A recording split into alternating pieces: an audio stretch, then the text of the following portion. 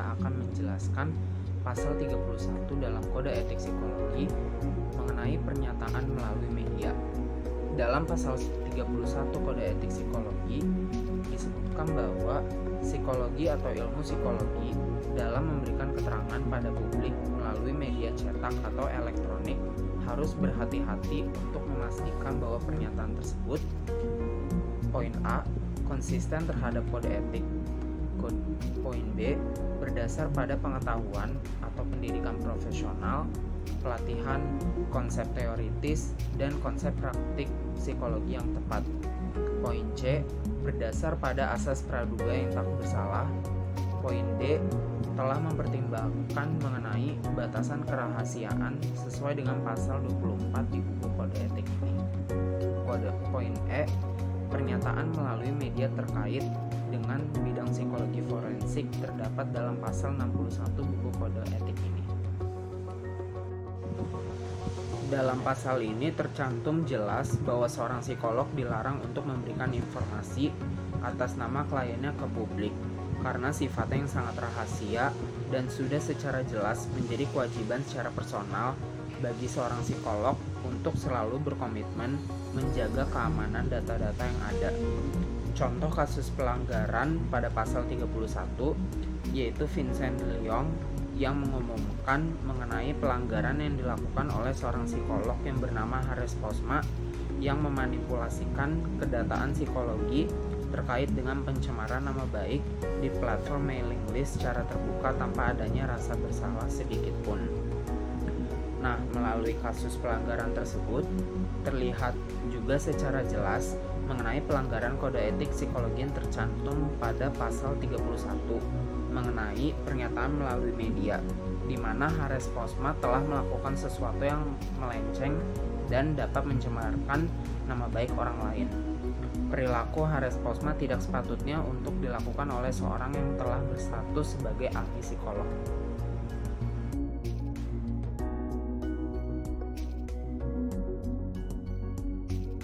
Pasal yang ke-32 itu tentang iklan diri yang berlebihan, yang berbunyi psikolog atau ilmuwan psikologi dalam menjelaskan kemampuan atau keahliannya harus bersikap jujur, wajar, bijaksana, dan tidak berlebihan dengan memperhatikan ketentuan yang berlaku untuk menghindari kekeliruan penafsiran di masyarakat. Yaitu 1. Dalam hal mengiklankan diri, seorang psikolog hendaklah berkata jujur, bijaksana, tidak menjelekkan rekan seprofesi, dan dapat mempertanggungjawabkan kebenaran ucapannya. Yang kedua, apabila ada pihak lain yang terlibat dalam membuat pernyataan publik mengenai pelayanan psikologi yang ia berikan dalam rangka promosi dirinya, hendaklah seorang psikolog tetap menjadi penanggung jawab utama, bukan pihak lain yang terkait. Psikolog juga perlu memastikan tidak adanya penipuan yang dilakukan oleh pihak ketiga, serta psikolog juga harus memastikan tidak melakukan kegiatan sogok untuk membuat orang lain memberikan pernyataan palsu mengenai pelayanan psikologi yang diberikan seorang psikolog dalam rangka promosi dirinya. Yang ketiga, seorang psikolog juga hendaklah menjelaskan secara jelas dan terperinci jenis-jenis training yang ia dapatkan di luar gelar psikolog. Kejujuran amatlah penting. Apabila seorang psikolog memalsukan sertifikat training dalam rangka mempromosikan diri dan terlihat hebat, maka sungguhnya ia sudah melanggar kode etik psikologi. Yang keempat, dalam rangka promosi diri dan mengiklankan diri melalui media, seorang psikolog harus memastikan bahwasanya apa yang disampaikan sesuai dengan kode etik dan prinsip-prinsip yang ada pada kode etik. Yang terakhir, seorang psikolog hendaklah tidak berlebihan dalam mengiklankan diri karena hal ini dapat memberikan dampak buruk berupa salah tafsir dari pengguna layanan psikologi ataupun masyarakat umum. Contoh kasus, CA adalah seorang psikolog atau konsultan yang kliniknya sudah lama sepi. Karena kliniknya sepi, akhirnya ia pergi ke biro iklan untuk mengiklankan dirinya. Namun, ia meminta pada biro iklan untuk melebih-lebihkan kemampuan dan keahliannya agar banyak orang yang tertarik untuk menjadi klien. Pada suatu hari, seorang bernama NA membaca brosur iklan yang dibuat oleh CA. NA merasa tertarik dengan iklan tersebut. Kemudian, ia mendatangi klinik CA untuk berkonsultasi. Namun, pada saat NA berkonsultasi, NA merasa tidak puas dengan pelayanan CA yang tidak sesuai ekspektasinya. Pelayanan CA tidak sesuai seperti apa yang ada pada brosur iklan. Hasil analisisnya adalah, sebagai seorang psikolog, CA seharusnya tidak melakukan tindakan yang bisa membuat kliennya kecewa. Seharusnya, CA menggunakan kata-kata yang tidak dilebih-lebihkan untuk mempromosikan dirinya. Harusnya dia pakai kata-kata yang apa adanya tentang kemampuan dirinya, tidak melebih-lebihkan, karena itu bisa membuat kliennya menaruh ekspektasi tinggi. Ini jelas menimbulkan kekeliruan pada klien. Oleh karena itu, CA bisa dikenakan kasus pelanggaran kode etik psikologi pasal 32 tentang iklan diri yang berlebihan. Sekian, terima kasih. Nah, selanjutnya kita masuk ke bab 7, biaya layanan psikologi. Pada pasal 33 mengenai penjelasan biaya dan batasan. Bunyinya, psikolog dan atau ilmuwan psikologi menjunjung tinggi profesionalitas dan senantiasa terus meningkatkan kompetensinya. Berkaitan dengan hal tersebut, psikolog dan atau ilmuwan psikologi perlu dihargai dengan imbalan sesuai profesionalitas dan kompetensinya.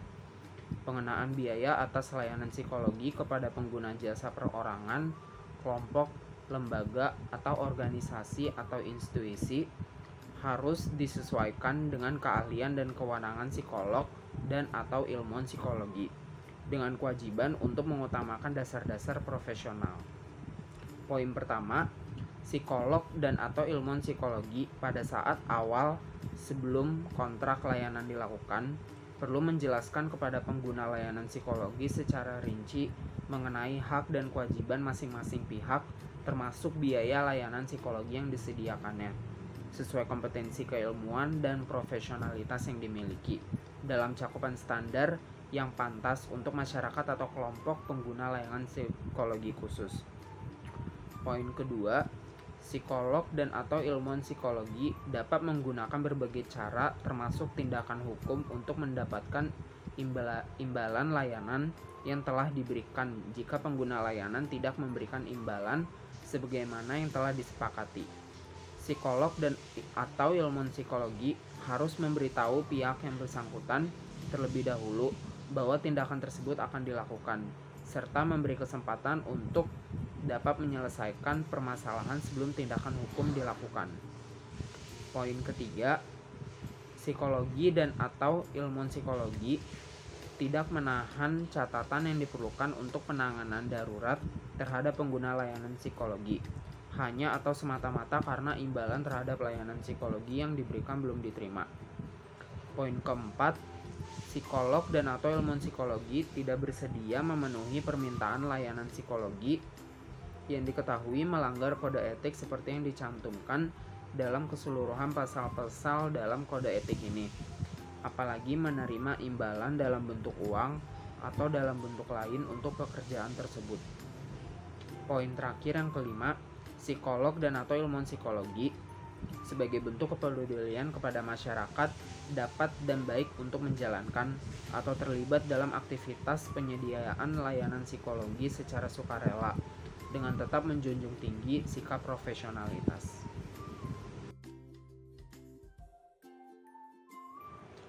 Dalam pasal 33 ini tercantum jelas bahwa penjelasan mengenai tanggungan biaya terhadap pasien sudah menjadi kewajiban tersendiri bagi ahli psikolog untuk diberikan kepada pasiennya sebagai pengguna layanan psikologi secara jelas dan rinci serta sesuai proporsi sebagaimana mestinya. Untuk contoh kasus pelanggaran pada pasal 33 Kode Etik Psikologi, contoh yang pertama ialah seorang ahli psikolog yang bernama Aulia Putri yang tidak cakap dalam memberikan rincian tanggungan biaya kepada pasien dalam suatu layanan psikologi. Contoh yang kedua itu ialah laporan kedataan hasil layanan psikologi terhadap pasien dilaporkan secara sepihak atau tanpa sepengetahuan pihak pasien. Dan contoh yang ketiga ialah ahli psikolog meminta biaya tambahan atau imbalan kepada pasien dengan cara mendesak atau memaksa.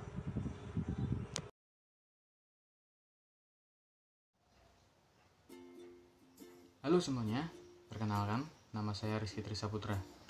Di sini saya akan menjelaskan tentang pasal 34 dan pasal 35 Kode Etik Psikologi Indonesia. Di pasal 34 menjelaskan tentang rujukan dan biaya, di mana pasal 34 ini memiliki bunyi psikolog dan atau ilmuwan psikologi membagi imbalan dengan profesional lain, atasan atau bawahan. Pembayaran terhadap masing-masing harus berdasarkan layanan yang diberikan dan sudah diatur sebelum pelaksanaan layanan psikologi dilakukan. Jadi, intinya dalam pasal ini itu menjelaskan bahwa seorang psikolog atau ilmuwan psikologi harus memberikan imbalan secara profesional. Contohnya seperti ini. Di sebuah tempat pelayanan psikologi, ada seorang psikolog dan asistennya. Nah, psikolog tersebut harus membayar gaji asistennya secara profesional dengan pelayanan dan kesepakatan yang telah dilakukan sebelum pelaksanaan layanan psikologi tersebut.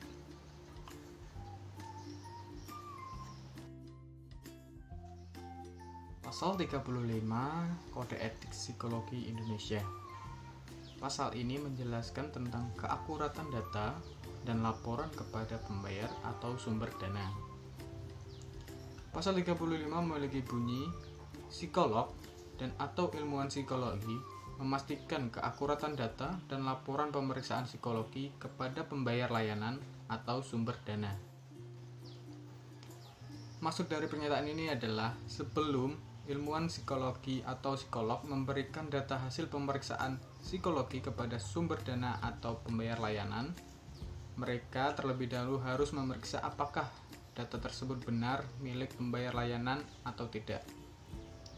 Hal ini bertujuan agar tidak adanya hal yang merugikan pembayar layanan atau pihak yang lain. Sekian, terima kasih. Wassalamualaikum warahmatullahi wabarakatuh.